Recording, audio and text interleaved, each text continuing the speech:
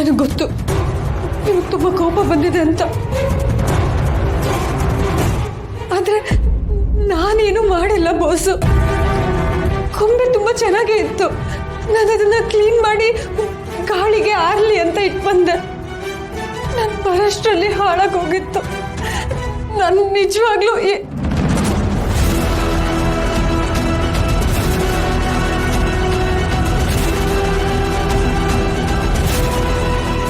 ನನಗೆಲ್ಲ ಗೊತ್ತಿದೆ. ನೀನು ಯಾವ ಜಸ್ಟಿಫಿಕೇಶನ್ ಕೊಡುವಂಥ ಅಗತ್ಯನೂ ಇಲ್ಲ. ಅಯ್ಯೋ ಬಾಸು, ನಾನು ನಿಜವಾಗ್ಲೂ ಏನು ಮಾಡಿಲ್ಲ ಬಾಸು. ನಾನು ಕ್ಲೀನ್ ಮಾಡಿಟ್ಟು ಹೋಗಿದ್ದೆ ಅಷ್ಟೇ. ಬರೋಷ್ಟ್ರಲ್ಲಿ ಹಾಳಾಗೋಗಿತ್ತು. ನಾನು ನಿಮಗಿದನ್ನು ಹೇಗೆ ಅರ್ಥ ಮಾಡಿಸ್ಲಿ?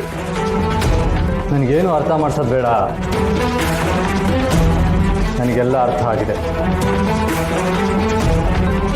ಬಾಸು, ದಯವಿಟ್ಟು ನನ್ನ ಮಾತು ಕೇಳಿ ಬಾಸು. ಇದ್ರಲ್ಲಿ ನನ್ನ ತಪ್ಪೇನು? ಗೊತ್ತು ದುರ್ಗಾ.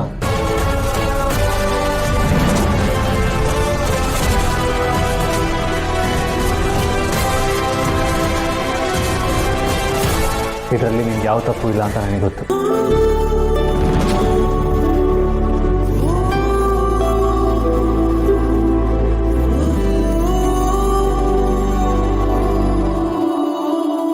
ದುರ್ಗಾ, ಕೆಲವು ವಿಷಯಗಳಲ್ಲಿ ನಾನಿನ್ನ ಅಪಾರ್ಥ ಮಾಡ್ಕೊಂಡಿದ್ದೀನಿ ಅನ್ನೋದು ಸತ್ಯನೇ.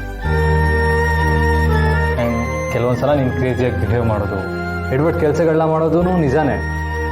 ಆದರೆ ಹಿತ ವಿಷಯ ಬಂದಾಗ ನೀನೇನು ಅನ್ನೋದು ನನಗೆ ಚೆನ್ನಾಗಿ ಗೊತ್ತು.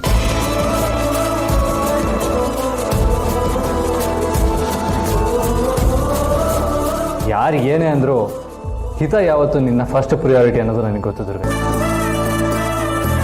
ಇಂಟೆನ್ಷನಲಿ ಹಿತಾಗೆ ಹರ್ಟ್ ಆಗುವಂಥದ್ದು ನೀನು ಏನೂ ಮಾಡಲ್ಲ ಅನ್ನೋ ನಂಬಿಕೆ ನನಗಿದೆ ದುರ್ಗ.